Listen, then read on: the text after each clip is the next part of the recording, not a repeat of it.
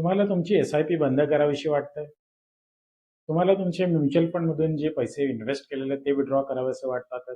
किंवा तुम्ही जे काही शेअर्स घेतले होते कोविड नंतर तुम्हाला विथड्रॉ करावेसे वाटतात? स्वाभाविक आहे. कारण जर आपण आज बघतोय मार्केटमध्ये रोज एक दिवस मार्केट वर जातंय, एक दिवस मार्केट खाली येतंय. आपण जे आपलं वीकली मार्केट अपडेट आहे किंवा डेली मार्केट अपडेट आहे त्याच्यामध्ये पण ह्याच सगळ्या गोष्टी डिस्कस करतोय. तर मला असं वाटतं कोविड जेव्हापासून सुरू झालं आणि त्याच्यानंतर शेअर मार्केट म्हणजे जी तेजी आली, तर सगळ्यांनी एक बुल रनच पाहिला होता मार्केटमध्ये. का कोणताही शेअर्स घेतला तर त्याच्यामध्ये पैसे होणारच होते. कोणते आय-पी-ओमध्ये इन्व्हेस्टमेंट केले त्याच्यामध्ये पैसे बनणारच होते किंवा कोणत्याही म्युच्युअल फंडमध्ये ब्लाइंडली पैसे इन्व्हेस्टमेंट केले तुमचे पैसे बनणारच होते. पण मला वाटतं ट्रेंड चेंज झालेला आहे आता.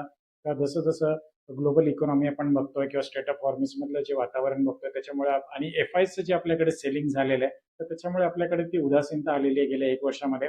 आणि जी लोकं आज नवीन इन्व्हेस्टमेंट करतात किंवा कोविड नंतर ज्यांनी इन्व्हेस्टमेंट सुरू केलेली आहे, मला असं वाटतं त्यांनी एकच बाजू बघितलेली आहे मार्केटची, की मार्केट फक्त एकच डायरेक्शनमध्ये जातं.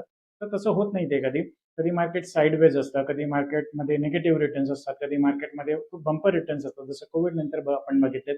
त्या सगळ्याचा आपण एव्हरेज जर बघितला तर एक एव्हरेज रिटर्न मार्केटमध्ये कधीही निघतात 10 वर्षांच्या कालावधीमध्ये. तर मला असं वाटतं तुमचा पोर्टफोलिओ जर 10 वर्षांसाठी असेल आणि तुमचे फायनान्शियल जर 10 वर्षासाठी असतील, तर मला वाटतं जास्त काळजी करायची गरज नाही.